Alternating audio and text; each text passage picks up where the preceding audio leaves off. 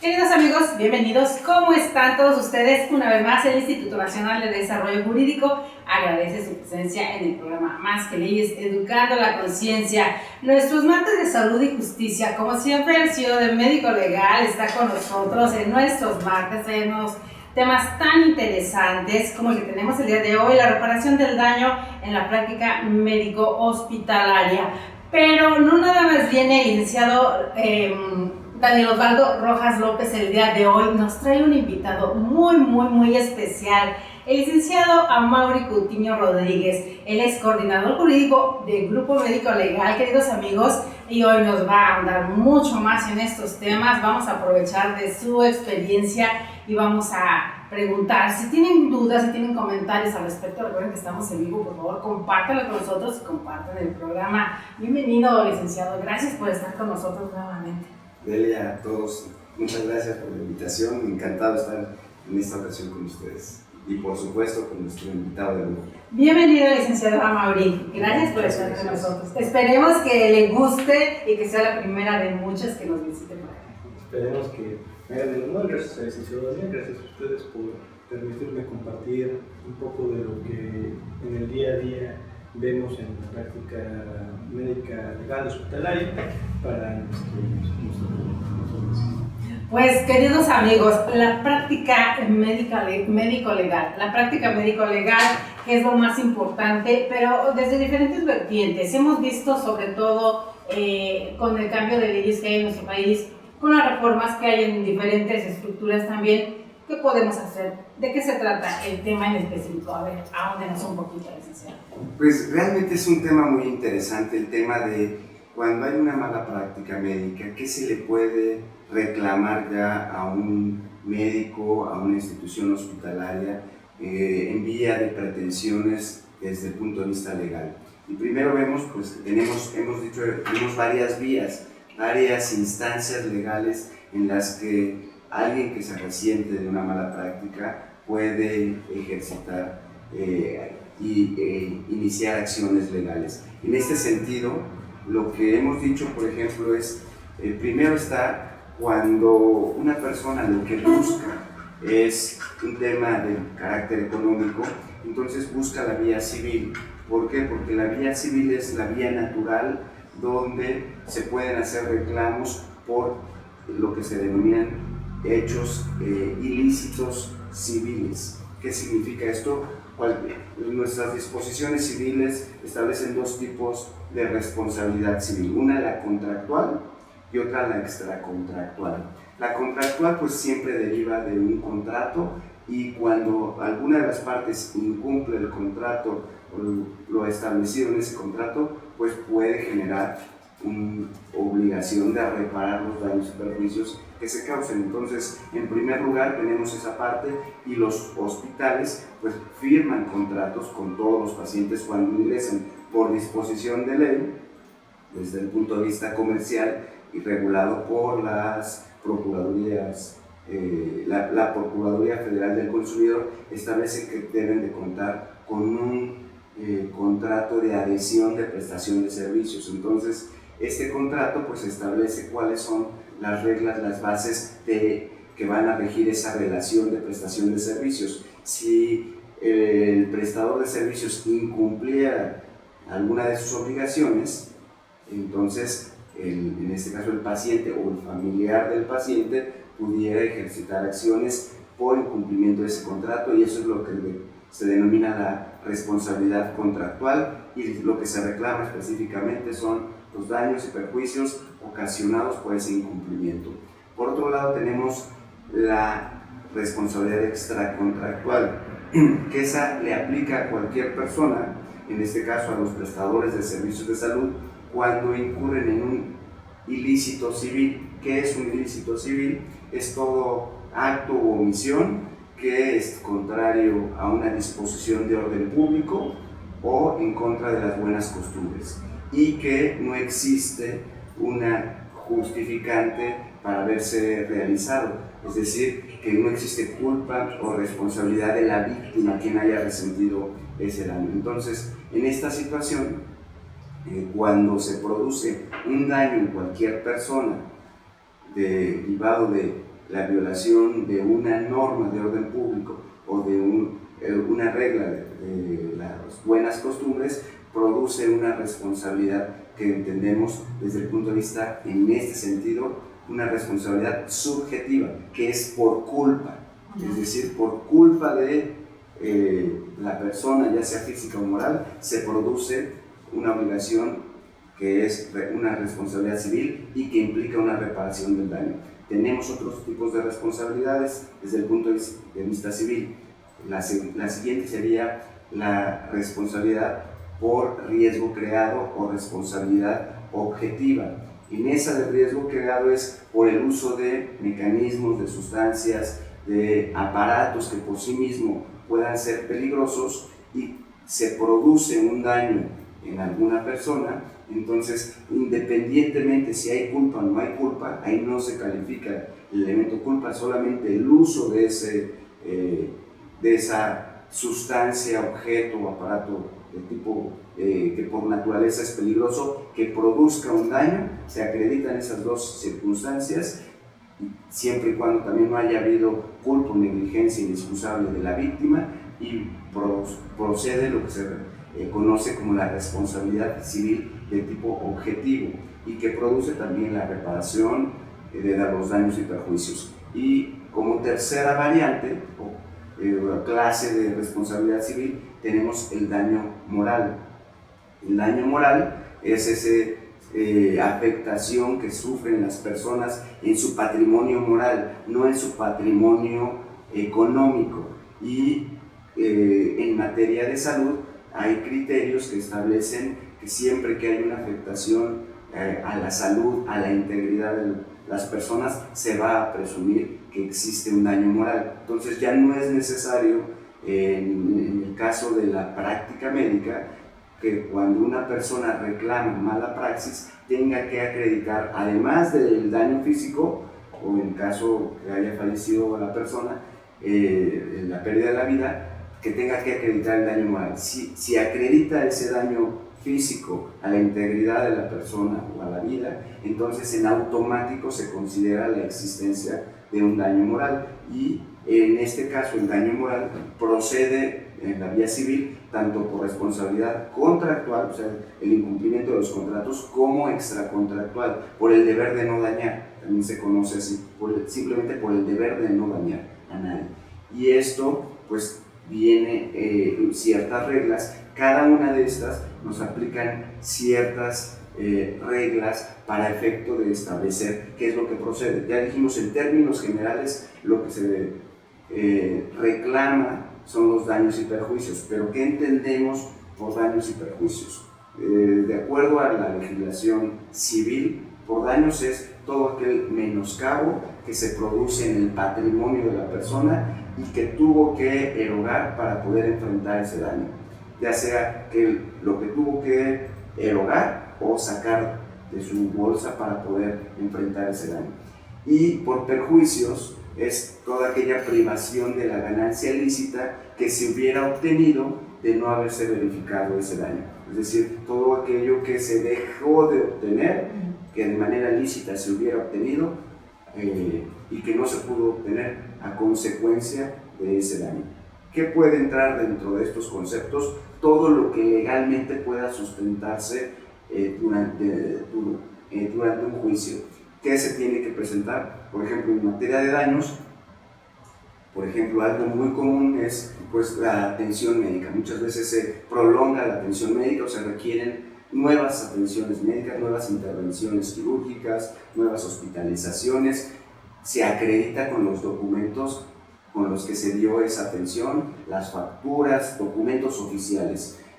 Derivó también, por ejemplo, la compra de medicamentos, de insumos de la salud como materiales de curación. Bueno, también se fue a la farmacia, se compró todo eso, se tienen que presentar los comprobantes respectivos. Se tuvo que acudir a otros médicos, otras consultas, otras especialidades, otras instituciones, igual se acredita de esa forma. Y por perjuicios, bueno, pues ahí es un poquito más complicado, porque el tema es esa ganancia lícita que se hubiera obtenido de no haberse verificado ese daño. Entonces, pues tienen que, por ejemplo, acreditar si una persona dejó de trabajar, ganaba, por ejemplo, vamos a pensar un caso relativamente sencillo para poderlo ejemplificar. Una persona que se dedica a conducir un automóvil como taxista, como Uber, y mensualmente gana en promedio X cantidad, tiene que acreditar que en promedio ganaba esa cantidad y que por consecuencia de ese daño no pudo trabajar y pudo obtener esa ganancia que de no haberse verificado ese daño la hubiera obtenido. Entonces eso es lo que se tiene como perjuicio. O un contrato que por ejemplo se incumplió derivado de ese daño, ya no pudo atender las obligaciones que estaban comprometidas en un contrato y ese contrato se perdió, se terminó, se lo rescindieron, le dejaron de pagar algo que hubiera cumplido y se hubiera obtenido una ganancia lícita. Entonces se presenta el contrato, se presenta el incumplimiento, lo que le hubieran pagado por ese contrato, y eso es lo que se acredita normalmente como perjuicio. Y en materia de daño moral, pues ahí entramos a un tema también muy interesante.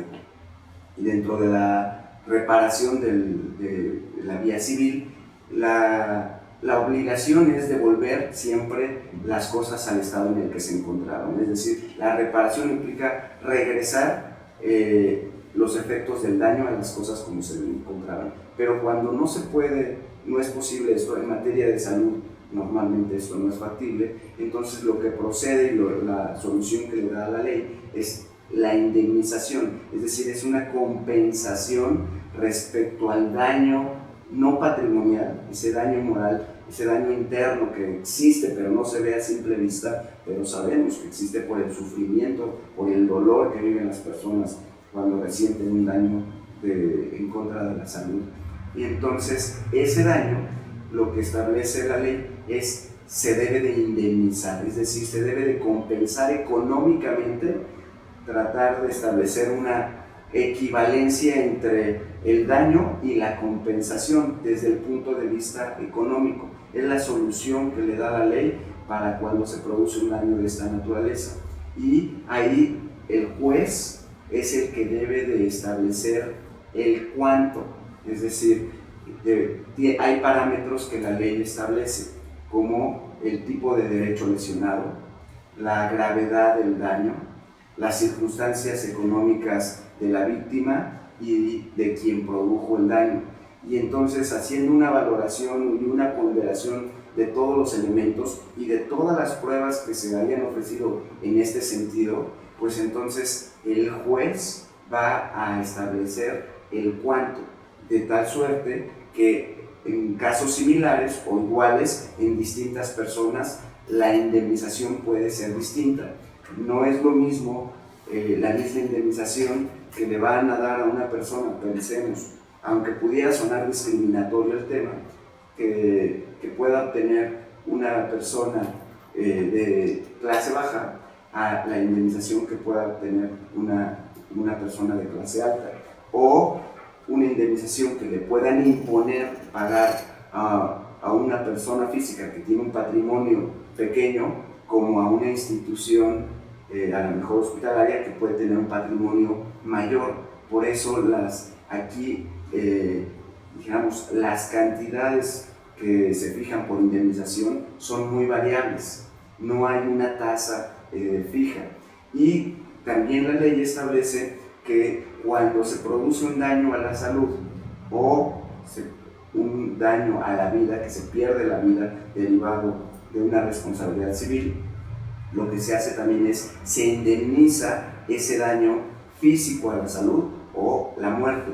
Y la ley en estos casos establece en el Código Civil las reglas y utiliza las reglas de que aparece la tabla de las accidentes y enfermedades laborales que están en la Ley Federal del Trabajo, y entonces establece que se va a aplicar una indemnización con base en lo que dice la Ley Federal del Trabajo en este catálogo que maneja de enfermedades y accidentes de trabajo, y entonces se va a tasar, ahí sí, ya dependiendo de esta tabla, pues cualquier daño que se haya producido a la salud de las personas, e inclusive hasta la muerte.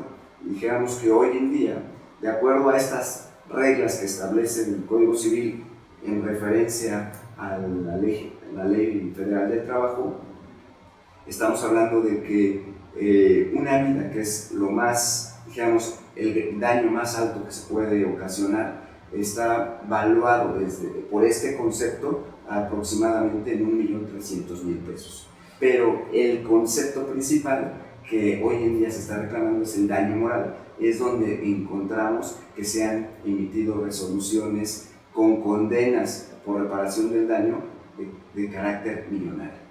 La gran diferencia, porque sí, mi pregunta también debe encaminada, la cuantía, quién la define y cómo y por qué. Ahorita sin llegar a la pregunta ya nos contestó, y a veces no logramos entender el grueso de la población cómo llegan a ese consenso, porque a unos sí, y por eso dicen la vida de los pobres vale menos. No es que valga menos, se toman diferentes factores para considerar lo que es el producto final de alguna forma. Pero en la parte del marco de la responsabilidad civil, en la parte de la reforma y donde entran los derechos humanos y demás, también aquí, porque se supone que para los derechos humanos la vida humana es igual de un rico que de un pobre. Entonces, a ver, cuéntenos por favor.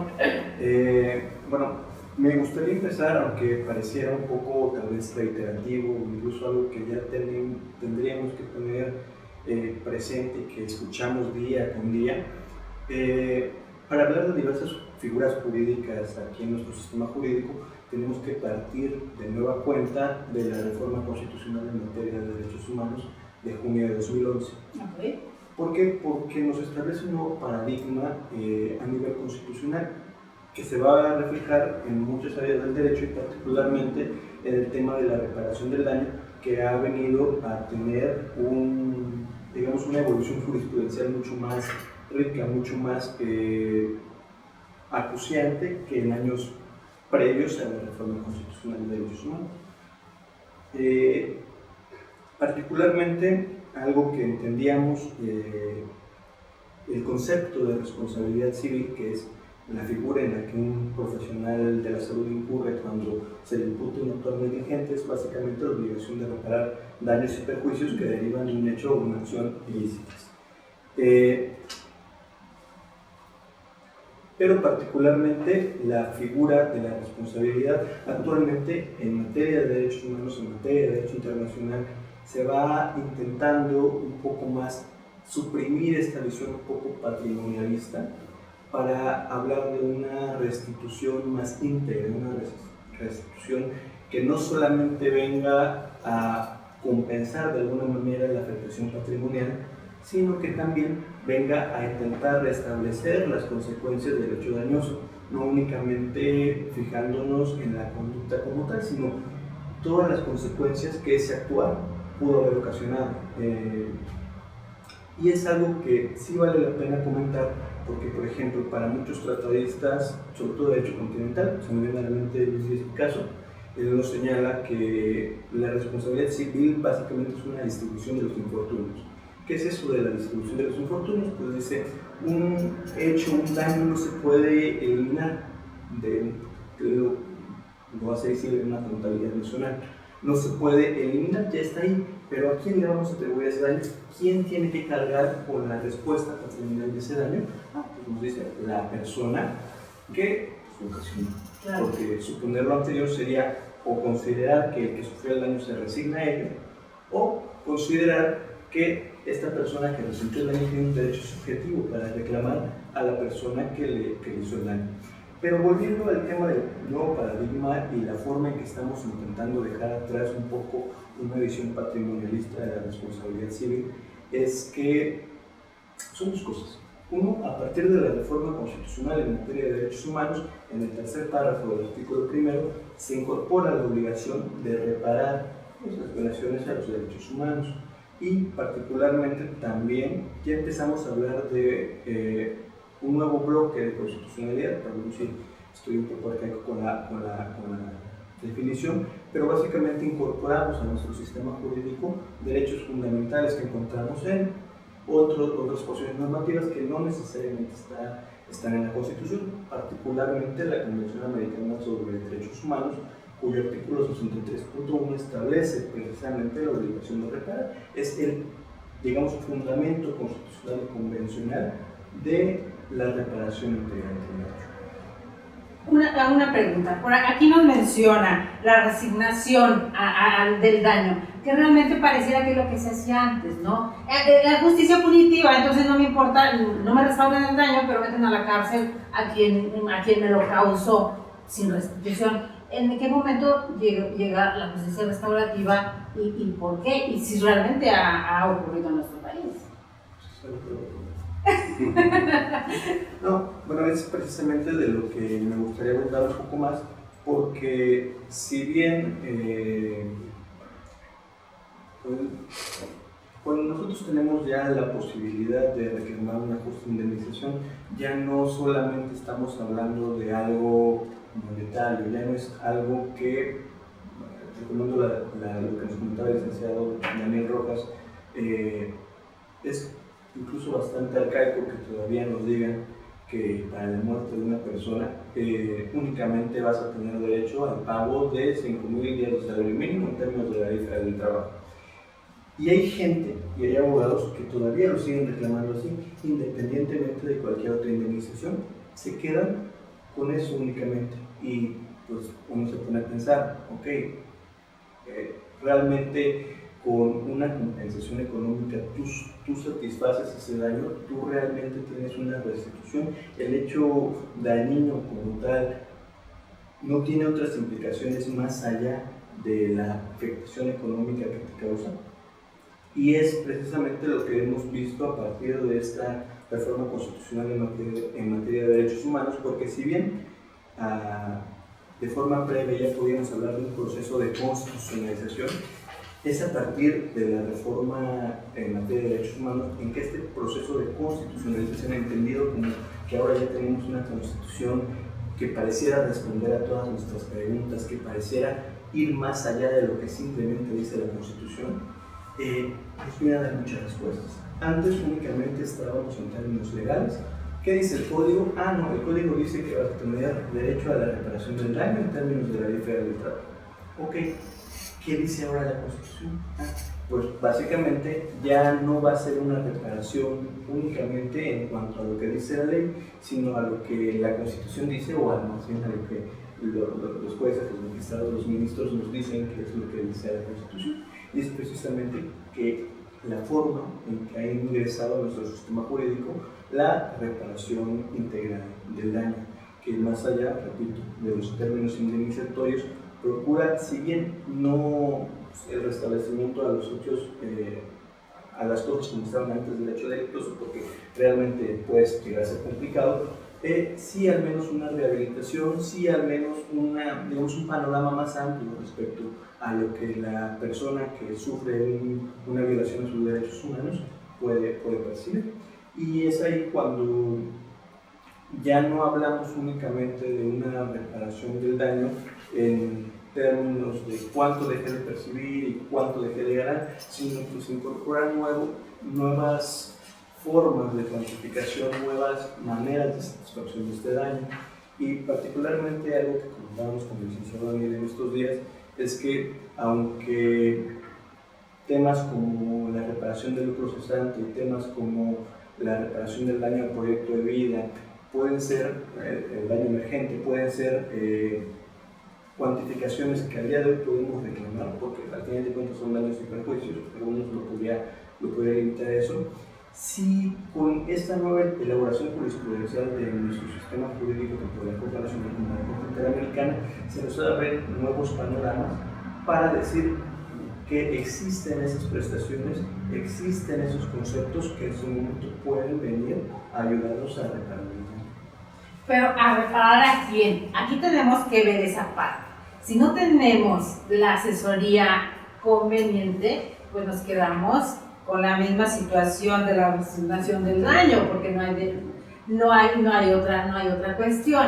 Nos quedamos con eso y nos quedamos así que cada quien con su golpe o con nuestro golpe, y nos damos cuenta que a veces el resto de la población, si no tiene esta asesoría, pues se quedan con una vida trunca muchas veces cuando pierden un miembro, cuando quedan en estado de incapacidad y demás, y no se hace más allá. En este aspecto, ¿qué puede hacer el resto de la población? ¿A quién recurre?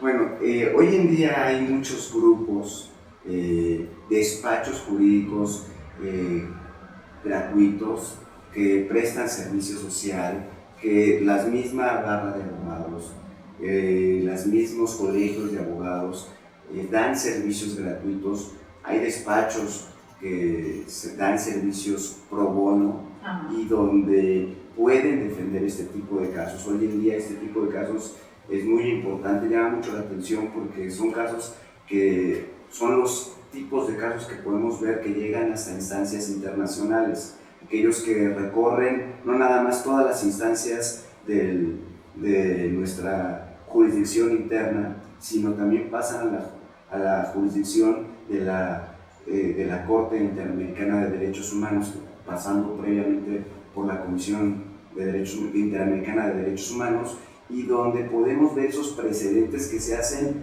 precedentes a nivel, pues cuando menos interamericano, ¿no? Y precedentes muy importantes, donde hoy en día hay muchos abogados que están interesados, en muchos activistas en materia de derechos humanos, como decía bien el licenciado Amaury Coutinho, el hecho del nuevo paradigma de los derechos humanos, las reformas constitucionales del 2011 han cambiado completamente la visión y las posibilidades que se tienen por parte de las personas para poder hacer exigencias ya no nada más de restitución y compensación, sino ya, como bien dice también, de otra naturaleza, como de satisfacción, como de no repetición, donde entran conceptos que al menos no tenemos regulados todavía en nuestro derecho interno, y entonces ya quien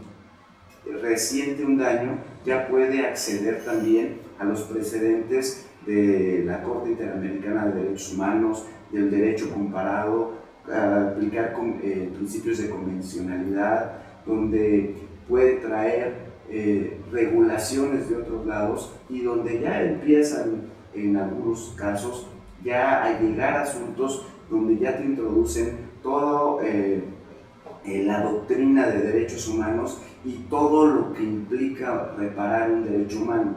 Y en este caso, pues recordemos, estamos hablando del derecho a la salud, uno de los principales derechos humanos que está reconocido como el requisito para poder ejercer otros derechos humanos. Entonces, se nos abre un panorama completamente inusitado en nuestra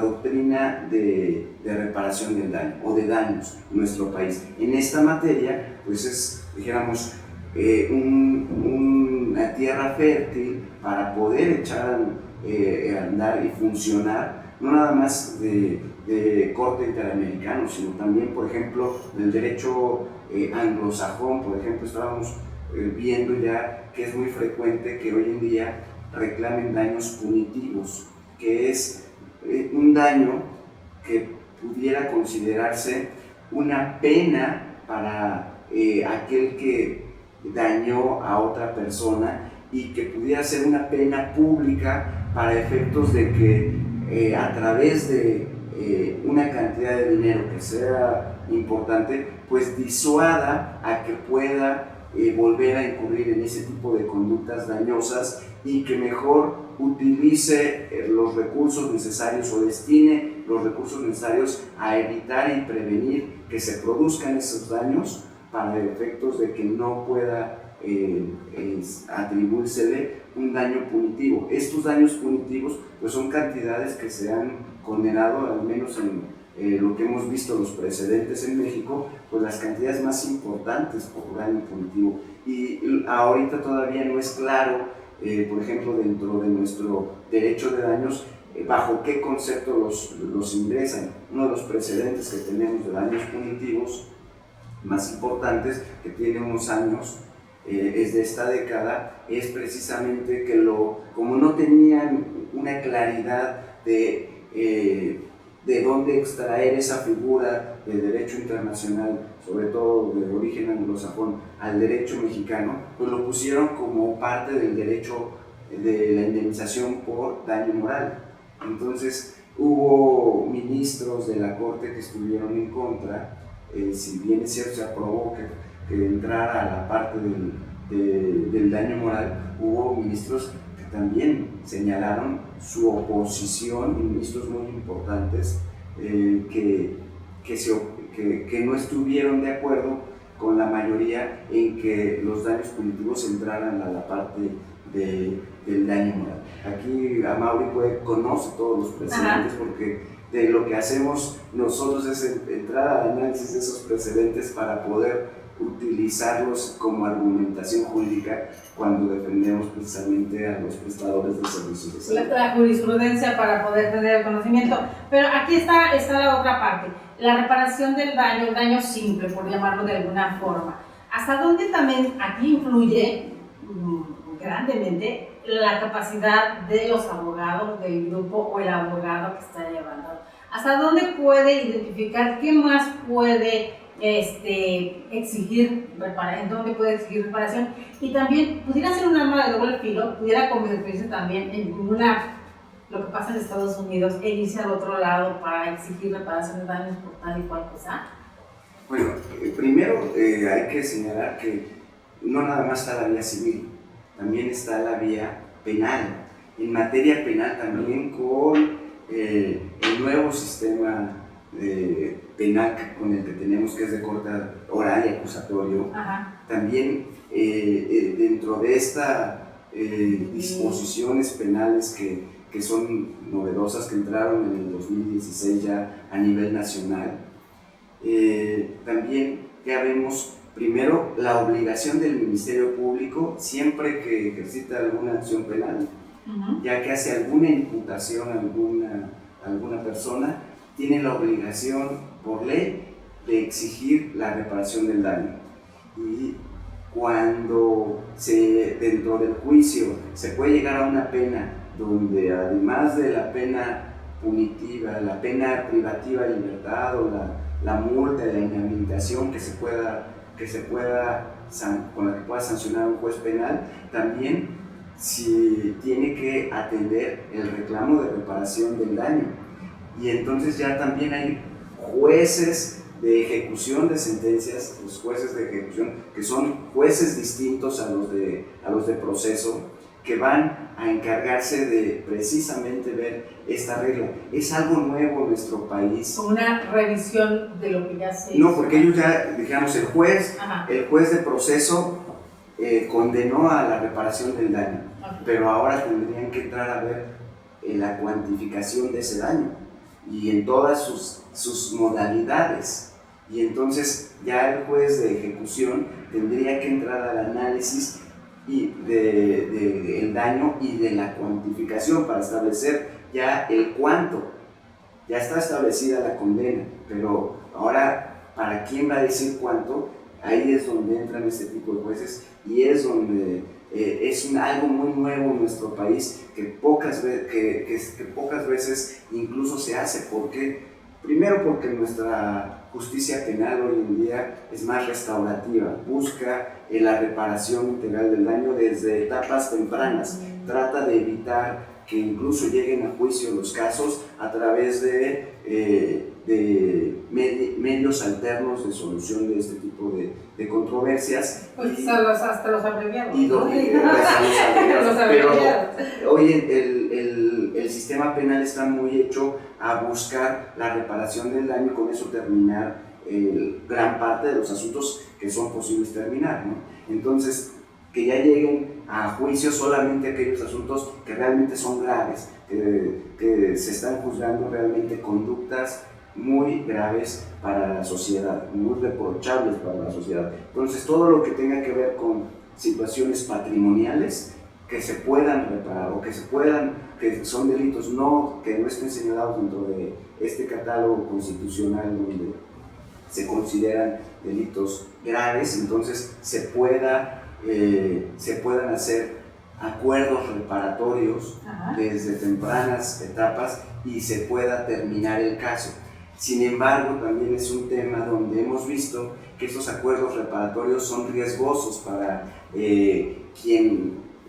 las instituciones, por ejemplo, nosotros que vemos temas de médicos y de hospitales, realizar un acuerdo reparatorio en la vía penal es peligroso porque acaba de incluso surgir ya una tesis de jurisprudencia en el sentido de que establece que es posible, después de haber incluso firmado un acuerdo reparatorio donde se le pagó una cantidad a la víctima, que esta víctima pueda ejercer una acción de tipo civil buscando una indemnización mayor. Y si bien es cierto, no es que no se vaya a tomar en cuenta lo anterior, pero significa que como acá busca una indemnización mayor o una reparación mayor, porque acá aplican las reglas que bien dice el licenciado Mauri Coutinho, en el sentido de hay una jurisprudencia de que habla de la reparación integral del daño o justa indemnización, todo lo que esto implica. Entonces, a través de buscar una reparación integral del daño o una justa indemnización, dice, bueno, pues lo que me pagaron allá en la vía penal, pues no es lo que yo peleaba. Y entonces se pueden ir a la vía civil y lo que pagaron en la vía penal se toma en cuenta para la indemnización o la reparación integral del daño que pueda tener en la vía civil. Y por otro lado, también recordemos, tenemos la responsabilidad patrimonial del Estado, donde tenemos una ley específica donde le aplican las reglas también al Estado y donde el Estado también está obligado a reparar los daños que produzcan por actividad irregular, en este caso en materia de atención médica, todas las instituciones del Estado, y tienen que pagar tanto todos estos conceptos que hablamos de reparación integral del daño y justa indemnización, dentro del cual se encuentra el tema del daño moral. Y si bien es cierto, esta ley establece un tope, también esos topes que han marcado distintas leyes en nuestro país a través de procesos de amparo se han declarado inconstitucionales. Entonces se ha establecido que es discriminatorio que existan topes o techos para efectos de establecer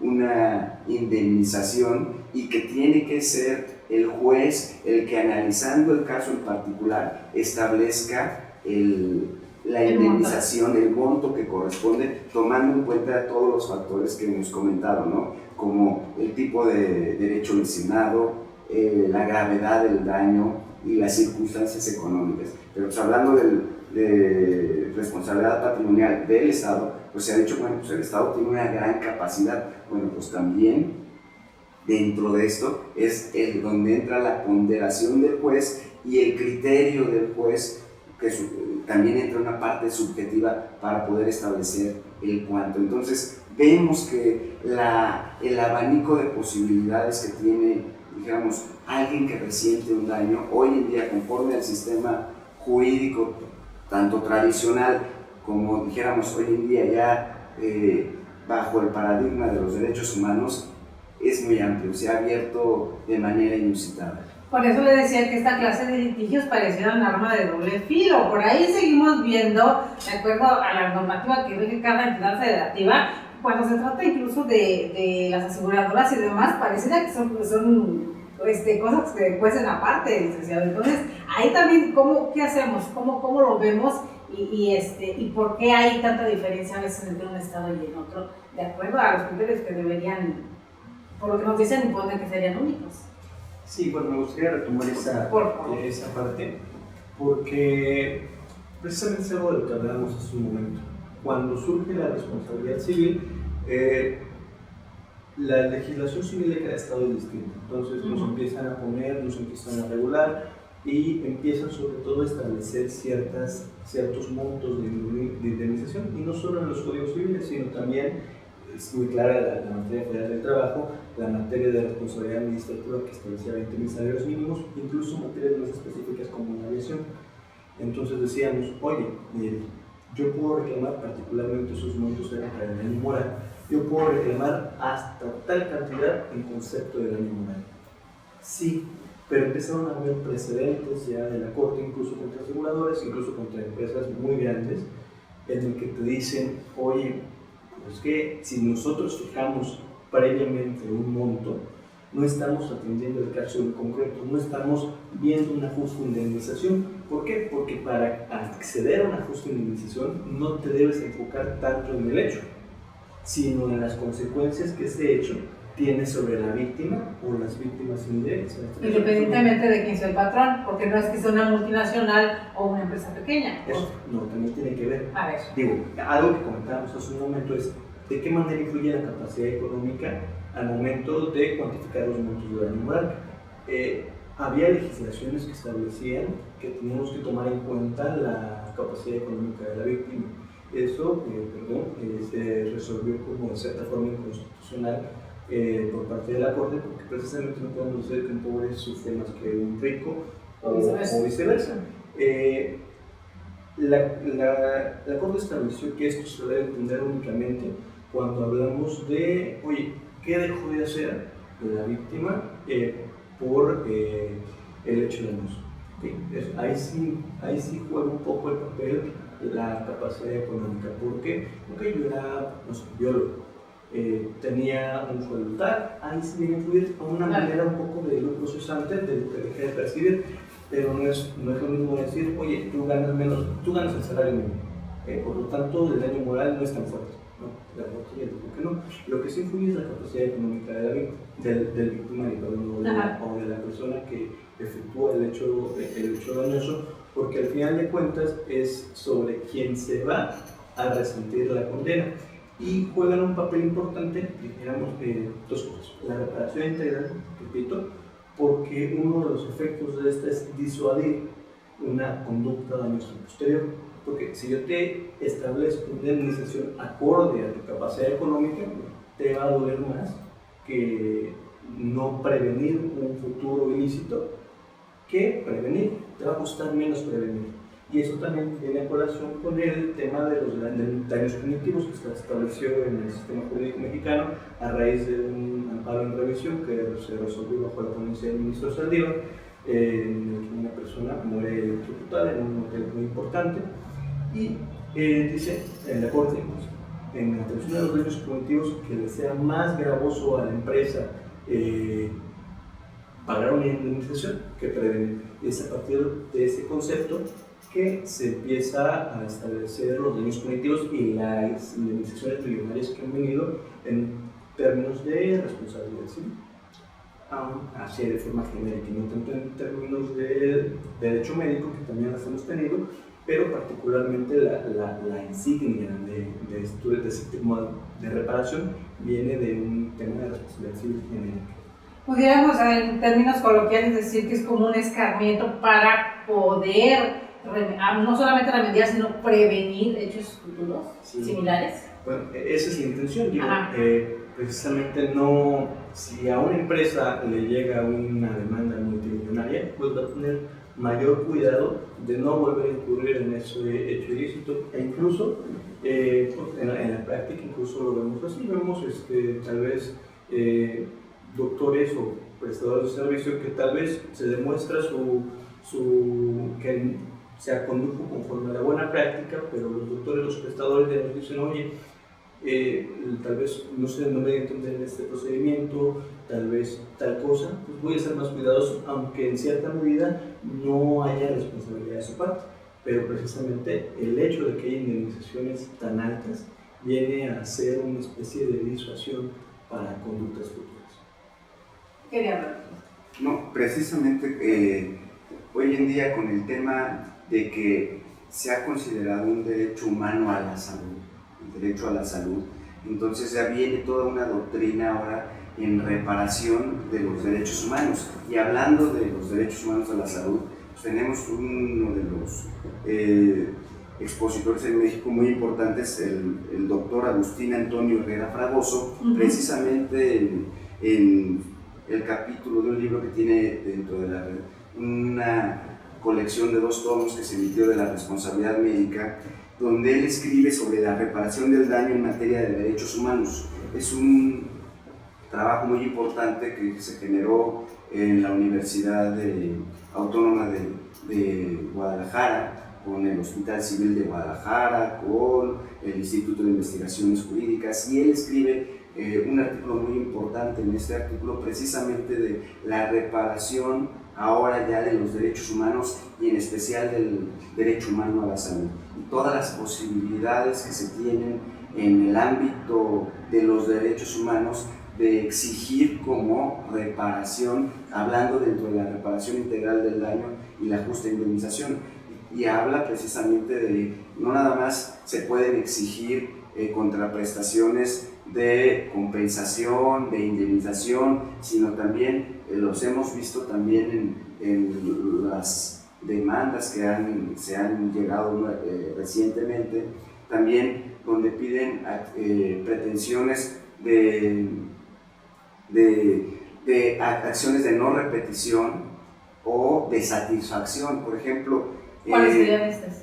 Lo vimos, por ejemplo, el día de ayer con la Secretaria de Gobernación, donde da unas disculpas públicas a una víctima de este grupo de la Liga Comunista por hechos que sucedieron en los 70s, casi 50 años después.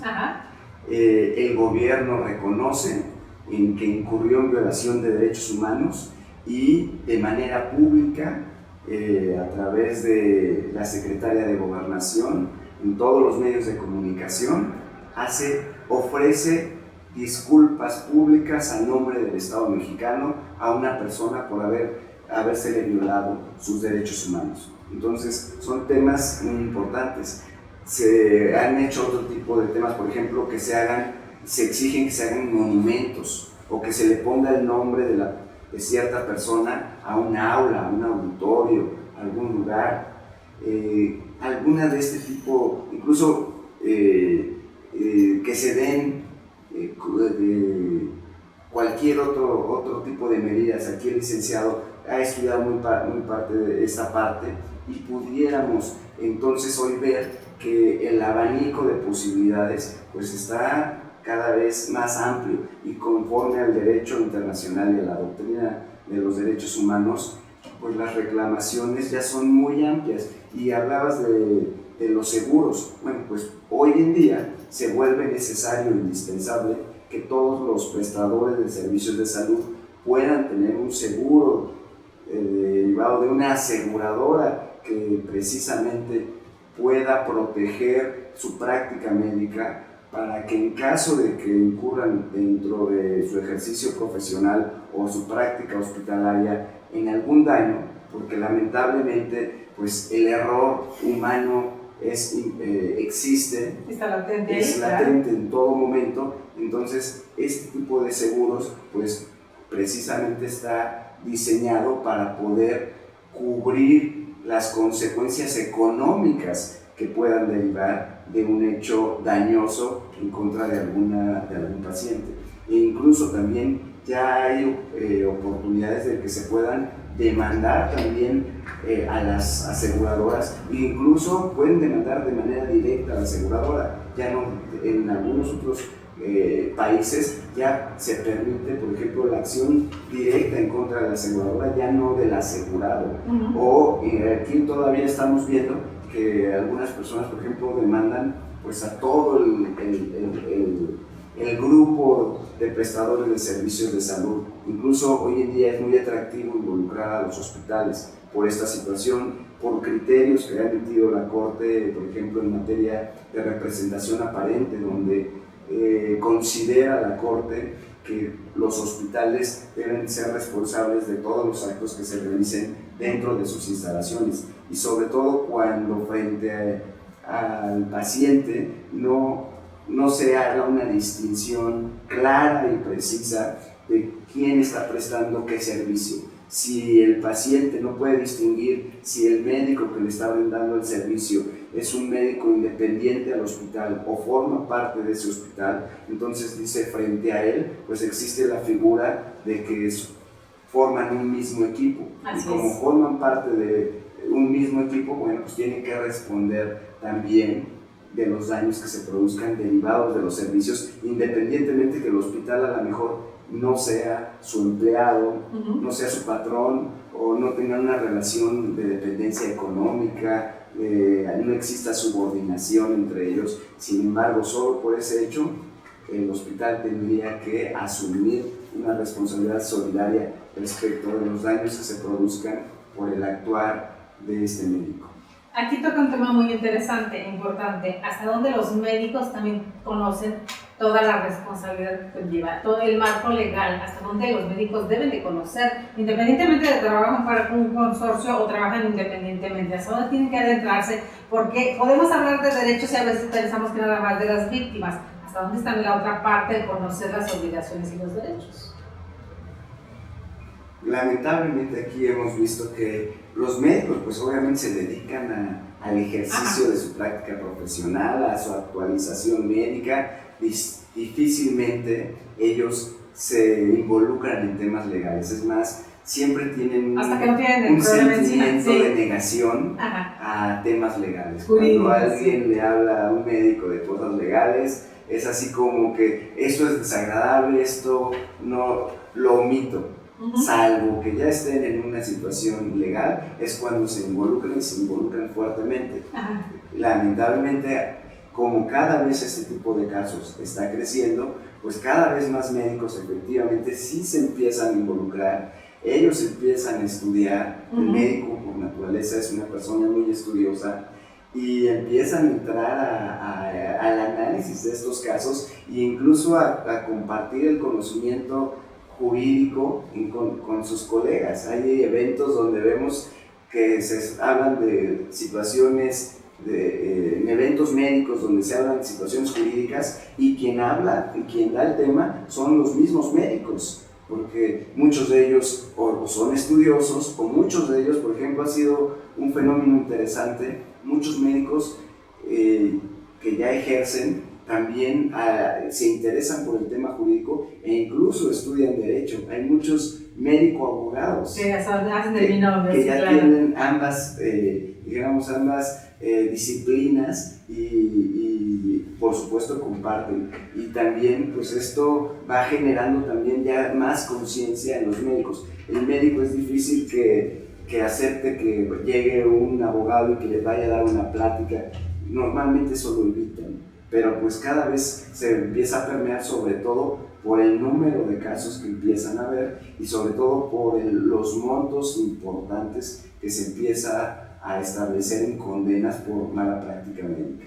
Pero sobre todo como individuos, como mexicanos, al final de cuentas el derecho a la protección de salud en nuestro artículo 4 pues nos aplica a todos. El hecho de que seas médico no quiere decir que no te vas a enfermar nunca o vas a estar en el otro lado, ¿no? Digo, no te vas a poder autooperar en alguna circunstancia, en algunas quizás sí, pero en otras no, y vas a tener que recurrir a un colega para que te rinda beneficios. Entonces puedes estar en ambos lados, hasta donde también necesitamos que estos derechos y obligaciones sean tan conocidos del otro lado, dejando de lado esta casi aversión que tiene por el mundo jurídico, pero que en algún momento se tiene que necesitar.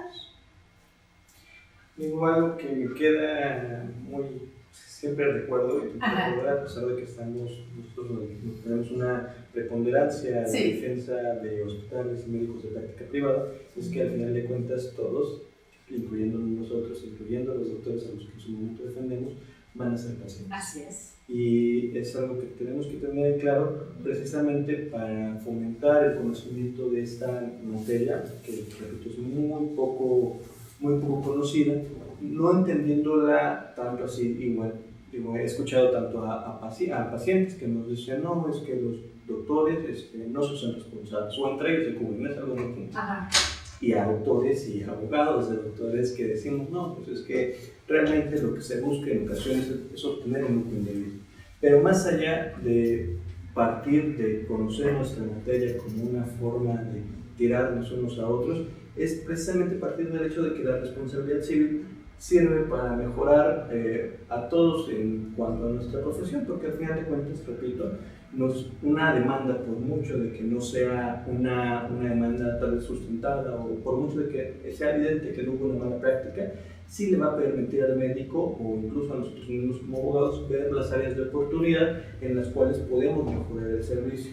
Igual por el lado de los pacientes, acercarse y conocer sus derechos para exigir a los pacientes va a permitir precisamente eso, que los doctores se sientan tal vez en su momento de alguna forma cuestionados, algo que no sucedía hasta hace muy poco tiempo, era eminentemente el doctor, la eminencia como tal. La eminencia que no podía ser cuestionada. Actualmente, repetimos, ya hay un plano tal vez ya no vertical, horizontal, de médico a paciente, sino un plano tal vez un poco más de coordinación en el que la autonomía y la voluntad del paciente va también a tener relevancia, o al menos eso es lo que se busca con estos nuevos criterios. Sí, porque hemos hablado mucho también aquí del consentimiento informado. El abogado ha tenido bien explicarnos que cada vez que es una nueva intervención, tiene que ser un nuevo consentimiento específico para eso. Y entonces algunos pudieran pensar, pues sí, pero todo esto es en cuestión para que el médico se proteja por si algo sale mal.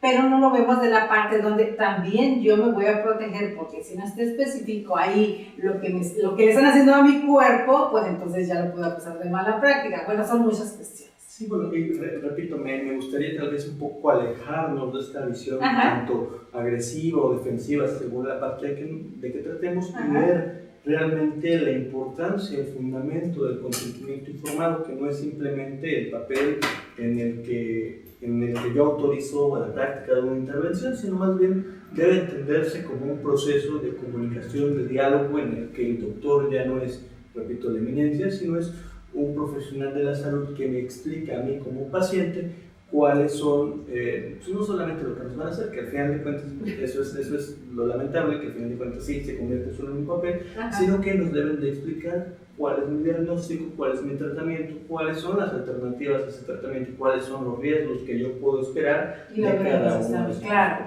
por supuesto. Pero eso es lo más importante. ¿Qué es lo que tenemos que hacer? Entonces, a final de cuentas, la conclusión, ¿cuál es? Tenemos que estar todo el tiempo informados, sean abogados, sean pacientes, sean médicos, sean prestadores de servicios. ¿Qué? Bueno, uno de los puntos es conocer precisamente las posibilidades que nos otorga hoy nuestra doctrina en materia de daños, la reparación de daños. Un punto que no hemos tocado es quién está legitimado para hacer un reclamo de daños. Y por ejemplo, hoy vemos que ya cada vez tenemos demandas que a veces nos demanda ya no nada más el paciente, sino nos pueden demandar también sus familiares o personas cercanas a él, alegando ya cuestiones de daño moral, del sufrimiento, de la pena que tuvieron por ver enfermo y atender al enfermo. Entonces también nos llegan como si fuera reclamos. Sí, indirectas. ¿Indirectas? Que se llaman víctimas directas y víctimas indirectas. El caso, por ejemplo, cuando los pacientes lamentablemente fallecen, ¿quién está legitimado para hacer su reclamo?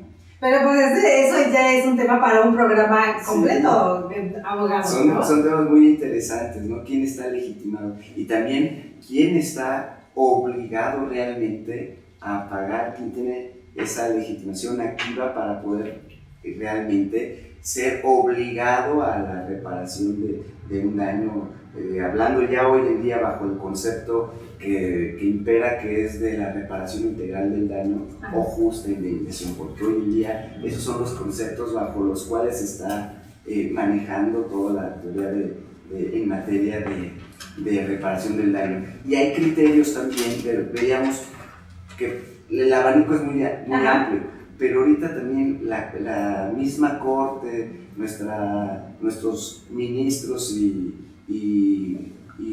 nuestros magistrados de tribunales colegiados también están haciendo análisis donde cada día salen noticias nuevas, por ejemplo, donde a veces se amplían y a veces se restringen este tipo de oportunidades de exigir. Por ejemplo, en materia civil, digamos aquí, preguntarle al licenciado cómo está, hasta dónde puede una persona, una víctima, un paciente que se sienta afectado en sus derechos patrimoniales y extrapatrimoniales, reclamar este tipo de posibilidades que el tema de derechos humanos nos da, ¿no? ¿Y qué ha dicho la Corte en esta materia? Bueno, de entrada sí es todo un tema, Sí. Pero podemos comentar que a pesar de que hay una gran indefinición todavía, incluso a nivel de Corte Interamericana, incluso a nivel de organismos protectores de derechos humanos locales, hay ciertas indemnizaciones que ya forman parte del día a día de nosotros en la práctica, tanto para los abogados que se dedican a defender pacientes como para nosotros que nos dedicamos un poco más al tema de la defensa médica. Y es el daño material que se entiende únicamente, al menos así, en términos del 1915 del Código Civil, que remite a la Ley Federal del Trabajo. El daño moral, que dentro del daño moral nos establecen no solamente el daño moral por sí mismo, que es la afectación que sufrimos en nuestros sentimientos, honra, decoro, etc., sino que incluso ahí nos empiezan también a meter daño al proyecto de vida, que son temas que se ha desarrollado con mayor profundidad la Corte Interamericana de Derechos Humanos, y tal vez temas de gastos y costas, y hasta ahí llegamos en temas de demandas civiles. Algunos abogados, tal vez que se han metido un poco más a leer un poco más el tema de la Corte Interamericana, de la jurisprudencia nacional, sí nos han reclamado otro tipo de prestaciones que tal vez ya no vayan tanto en compensaciones, sino en otras medidas de satisfacción. Las disculpas públicas que mencionó el licenciado Daniel Rojas sí han sido prestaciones que nos han reclamado en una demanda civil. Nos han dicho, oye, y cuando sea la sentencia, por favor, que se publiquen los diarios de mayor difusión nacional. Nos han pedido de una u otra forma medidas de rehabilitación que todavía y de no repetición, que todavía no están tan bien definidas cuando nos demandan a nosotros como prestadores de servicio. La Corte en este sentido ya se ha pronunciado y ha dicho que al menos en demandas civiles esas tienen una función eminentemente compensatoria, es decir, dejan de lado toda su propia doctrina de justa indemnización para decir, al final de cuentas, cuando tú demandes en un juicio ordinario civil, únicamente tienes derecho a una compensación económica y no a la generación de otras medidas como las de satisfacción y no repetición. Estas medidas de satisfacción y no repetición se han venido más bien a desarrollar ante los organismos nacionales y locales de protección de derechos humanos, particularmente la CNDH, particularmente la Comisión de Derechos Humanos del Estado de México. Particularmente a mí me gusta mucho, es muy garantista con los pacientes, más que la Comisión Nacional, y que sí nos han venido a establecer garantías. Y eso me sorprende. Déjeme le cuento al licenciado que eso me sorprende, porque en el Estado de México hay muchas quejas y que me diga que es garantista en ese apartado, de verdad, eso es de aplaudirse. La Comisión de Derechos Humanos del Estado de México es bastante garantista. Particularmente, ya intentamos cerrar un poco este tema de cuanto a las medidas de rehabilitación, de no repetición, que es lo que me gustaría retomar, es que al menos para organismos públicos, en atención a lo que ha dicho la Corte, dentro de estas medidas está, y lo ha señalado tanto la Comisión Nacional de Derechos Humanos como la Comisión Estatal de Derechos Humanos del Estado de México y otras comisiones locales, la práctica de estudios o de talleres a los médicos para el respeto de ciertas guías de práctica clínica o normas oficiales mexicanas, que vienen a ser parte de todo esto. Dentro de la enormidad de cosas que tienen que saber los médicos está las guías de práctica clínica, que son las que, si bien forman parte de la literatura médica, son las que al final de cuentas van a permitir una base objetiva a nuestros peritos y a nuestros jueces para decidir si hubo o no hubo una mala práctica médica. Y precisamente son estas guías de práctica clínica y las normas oficiales lo que las comisiones de derechos humanos le han dicho a los hospitales que obliguen a sus doctores a estudiar, pues para que no se repitan esas circunstancias de mala práctica médica. Que es lo que yo le decía, hasta donde también la preparación de los médicos. Pues queridos amigos, como ven, hemos aprendido mucho el día de hoy. A veces escuchamos cierta terminología o cierta forma de hablar tanto de los abogados como de los médicos y no las entendemos, pero pues de manos de especialistas creo que ha quedado muy claras muchas cuestiones y pues si no, los invitamos a que manden sus preguntas, sus cuestionamientos y los compartan y se los haremos llegar a nuestros invitados. ¿Qué nos dejan de tarea? Siempre dejamos tarea como si fuera una clase aquí. ¿Qué nos dejan de tarea, verdad? Bueno, este es un tema, como lo vemos, muy complejo, sí, claro, que tiene muchas aristas y hoy a la luz de la doctrina de los derechos humanos, pues se abre completamente un panorama realmente inusitado que en México, dijéramos, estamos todavía en los albores. Sí, todavía en pañales, dice no está muy coloquialmente, desarrollado, como lo dice sí, bien el licenciado poquito. Amaury Coutinho, ni siquiera en nuestros tribunales, en los juzgados civiles, no se diga en las salas, ni siquiera en los tribunales federales y en la misma corte se ha definido ya con claridad en qué casos sí van a proceder, en qué casos no proceden. Por ejemplo, estamos viendo que ya se ha definido, por ejemplo, en estos temas civiles, no me metas temas de garantía, de solicitudes de no repetición o de satisfacción, porque el área civil tiene un área preponderantemente económica de compensación y de indemnización. Entonces no me pidas ese tipo, pero muchos abogados siguen haciendo. Entonces yo creo que es un tema de análisis que tenemos que ir abordando desde distintas perspectivas. Como vimos, quién lo puede, hablando del paciente cuando fallece, quién puede ejercer esas acciones. Vamos a irlo desmenuzando poco a poco porque es algo inacabable y es algo que, como viene también hoy en día ya también de un corte internacional donde los criterios internacionales también aplican en el derecho doméstico, entonces vamos a ir haciendo análisis de casos emitidos por la Corte Interamericana. Específicos. La jurisprudencia ya. Casos muy específicos, donde vamos a ir analizando el caso, cómo lo vio la Corte, cómo resolvió la Corte y después cómo se aplicó ya la resolución de la Corte, porque muchas veces, como lo hemos visto, se emite la resolución, pero cómo se puede materializar ya en la práctica, ¿no? Y ese es un tema que nos abre un abanico de posibilidades que vamos a ir analizando poco a poco. Bueno, estos martes de salud y justicia dan para muchísimo. ¿Qué nos deja el licenciado Amaury?